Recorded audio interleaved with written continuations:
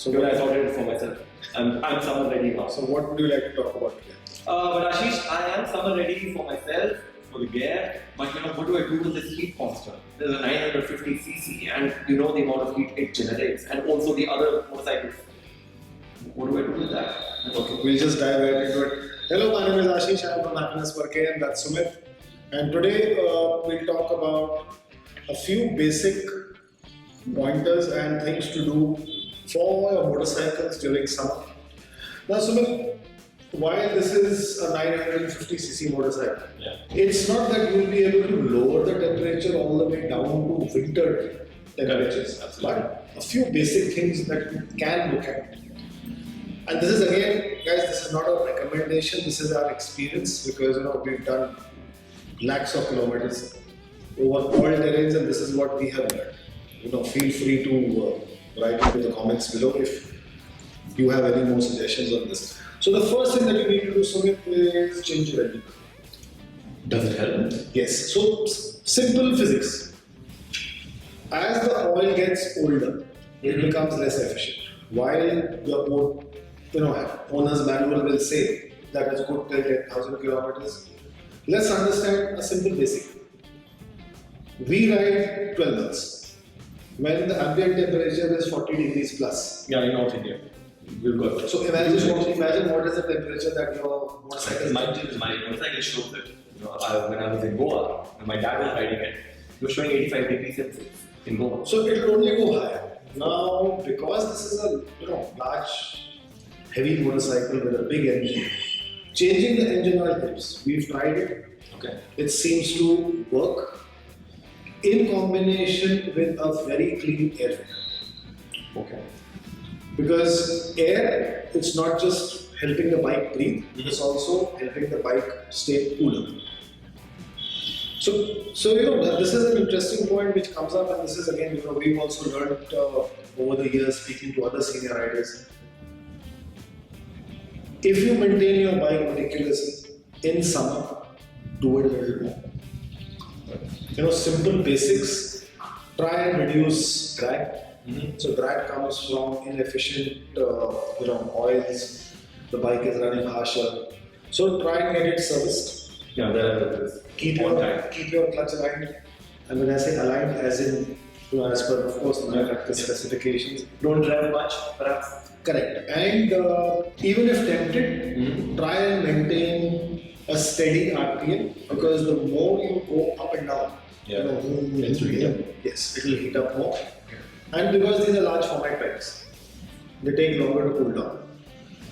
If your motorcycle is water cooled or liquid cooled or air cooled, keep those passages as clean as possible, whatever is applicable. So therefore, filters, air filter, oil filter, fuel filter, engine oil. And a small little detail which often gets missed is your tire air pressure. Okay. Again, some basic science coming into this. So, but before we go on to tire pressure, okay. Actually, I want to ask a very important question. I think our viewers will also agree with me.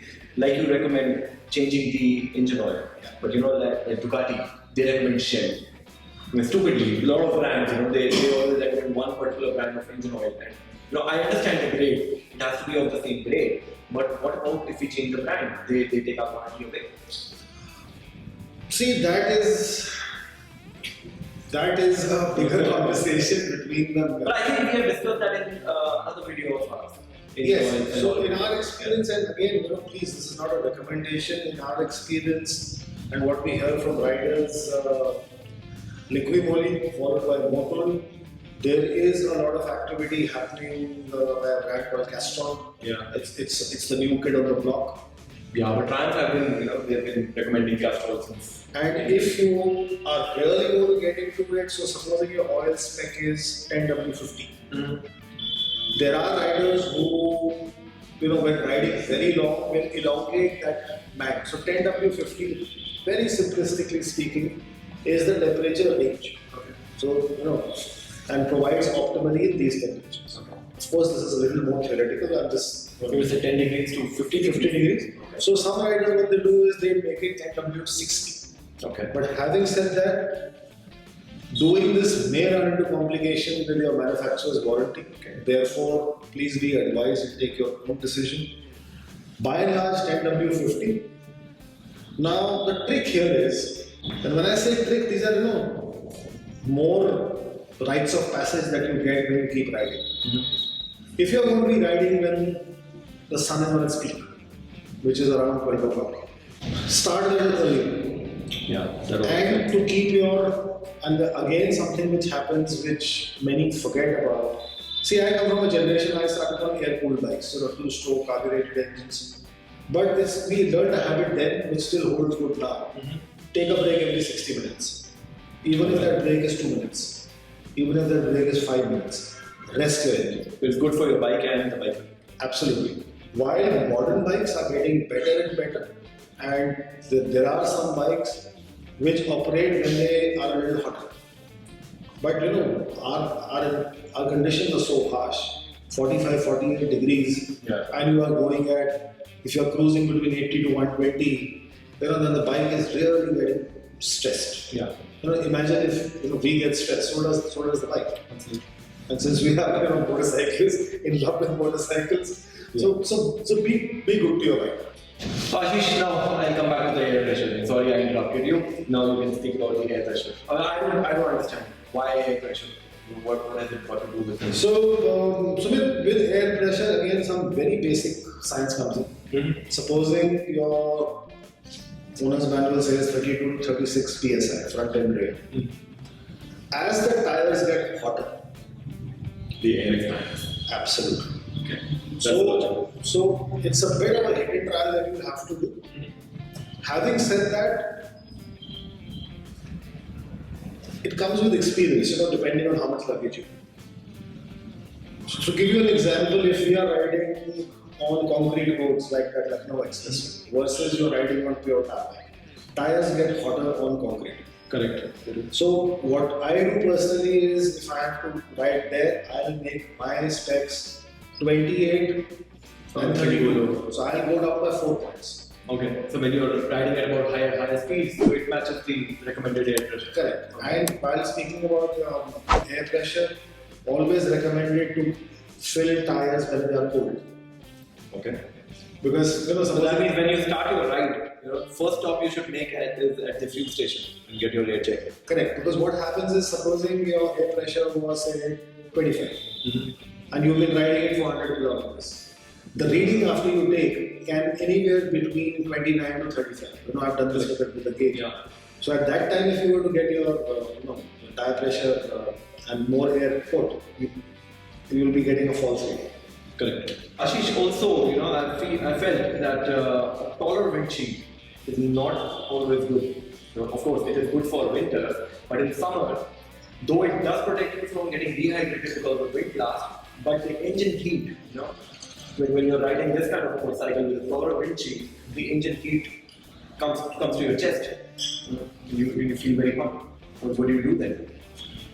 There is honestly, in combination with what the kind of gear that we spoke about when we were speaking about what gear to use, in combination with that, there's not much you can do. Yeah.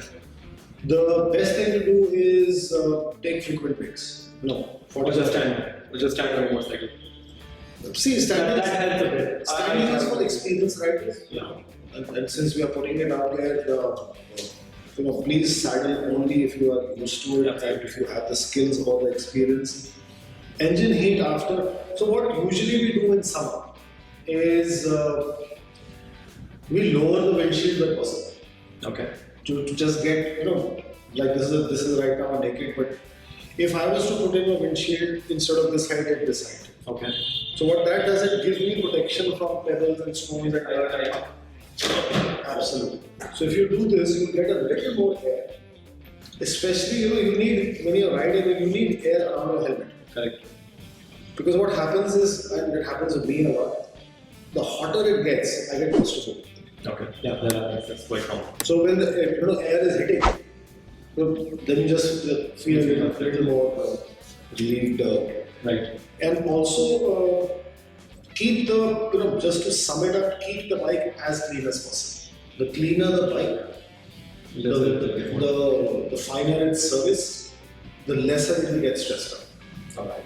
You know, and this does come up for a lot of discussion because riders keep telling us that engine oil is going to cost anywhere from 2,000 to 5,000 depending on the brand and depending on the bike. But here is where the caveat is: if you can spend that little bit extra, singular most important element, two important elements, is the engine oil and the air filter. So I'll hand it over to you now to just take us through of what type of coolant and does coolant actually make a difference, because there's so much debate happening on it. I don't know, Ashish, perhaps you are the better person to know about it because you know motorcycle engines better than me. I've been seeing a lot of advertisements from retailers like parts pavers. I mean, they've been recommending coolants, new coolants which are called engine ice. It's called engine ice or ice cool, whatever that is. They say it keeps the bike cooler by 10 to 15 degrees. I don't know how true is that. Have you had any experience with that? Limited experience, but yes, goes back to the simple again concept. If your radiator is clean, again comes back to cleanliness, because if the inside the radiator there are many pipes, the network of pipes, the cleaner the pipes, therefore the coolant is going to go. Okay, so this brings me to a point, guys.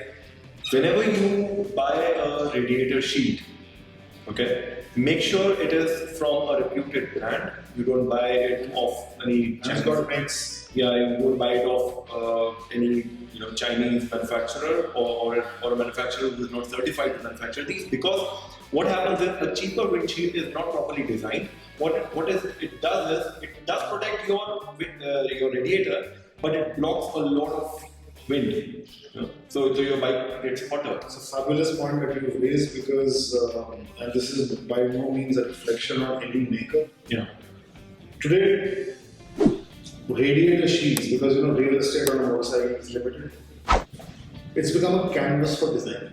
Correct. So while those designs are very clever, like you said, if it's going to be designed for to look great, but it's going to block air, you're not going to be a happy man. Because this also something that you can really speak to your service station about is which type of coolant, because coolant, understand guys, is really expensive. Therefore you need to assess, and this is where again service comes in. Check for leaks. Make sure your radiator is clean, because over a period of time, any radiator is going to get deposits in it. Correct. So therefore, it's recommended to you get it flushed once. So in summer, see, very simply put, you are asking a machine to go beyond and beyond, because Indian conditions are so harsh. Yeah. And don't always just err in the side of that, it's going to be so hot. Yeah. Now imagine going 500 kilometers from here. It's happened to us. Yeah. And you start at 45 degrees, you end at 15. Yeah. So which is why I just keep it simple. That happened to me 2 weeks ago when I went to Goa. Started at 3 degrees in the morning, and when we reached Udaipur, it was somewhere around 32 degrees there. But lots of incidences happening where bikes are overheating because they get stuck in traffic. Suddenly a jam happens on the highway. Something is happening, and there if you are taking a suboptimally serviced bike, you'll struggle. Yeah. Also, bikes which are not nicely tuned as per the Indian weather, like KTM's. The earlier KTM's back in 2012, the 390s used to trip in traffic. They used to get heated up. Even the Tiger 800, the older one, pre-2017 models, they trip in traffic jams. But now, they've learned how to keep it in check. Now it doesn't happen anymore. So yeah, like I said, the bike needs to stay cool. Okay. So guys, if you decat it, now what is a decat?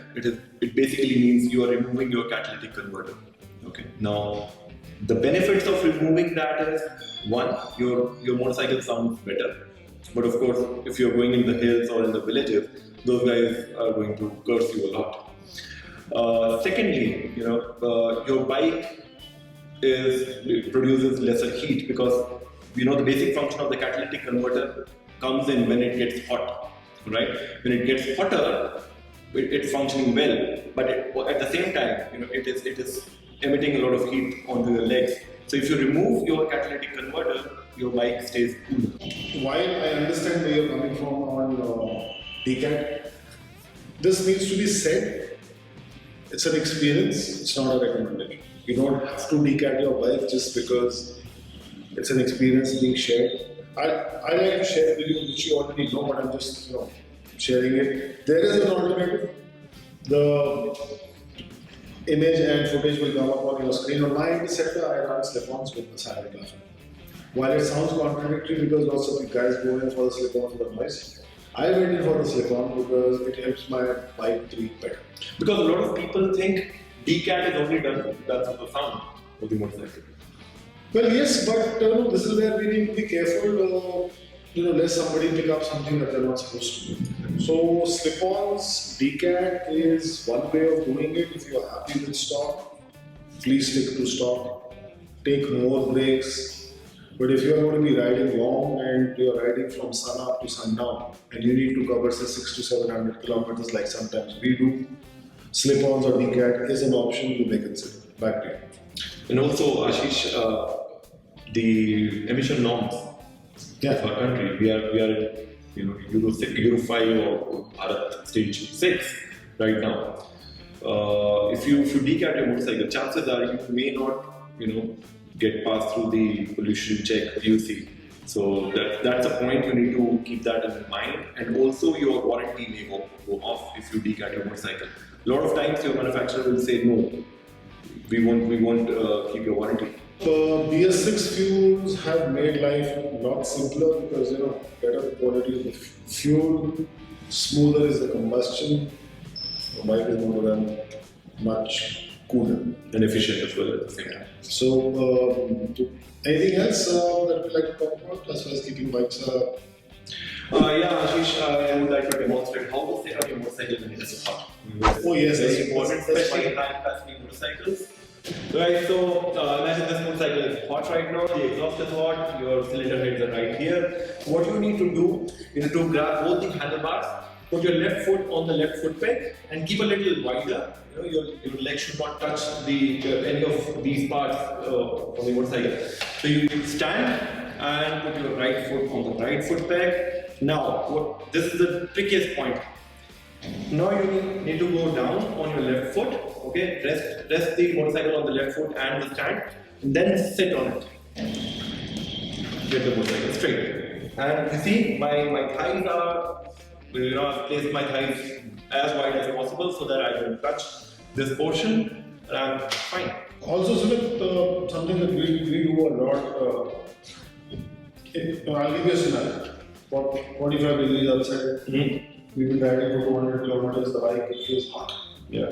And even with brakes, it's not going to come down by 20 degrees. So there is a specific alignment of the feet that you do. You just show that. So guys, the normal position of your feet, of your legs, when you're sitting on a motorcycle is like this. You're closer to the tank. It is recommended to grab your tank properly with your thighs, so that you are in better control of the motorcycle. But in case we are in temperatures like 45 to 47 degrees, it is always better to keep your legs like this, so that air can pass through and your legs are also cooler at the same time. So guys, that was us just sharing our experiences of how we try and keep the bike a little cooler.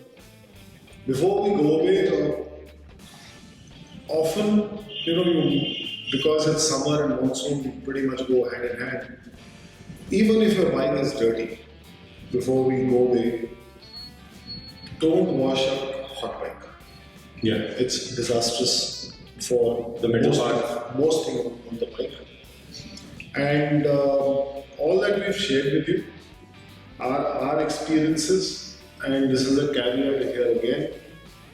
Please consult your owner's manual. See the tech specs, what the law says, because this is only a point of view. It is by no means a recommendation and cannot stress the importance of that enough. Back to you, Sumit. So guys, I hope you enjoyed watching this video. Don't forget to click like, share, and subscribe to our YouTube channel called Happiness per KM. Thank you for watching. Thank you for watching.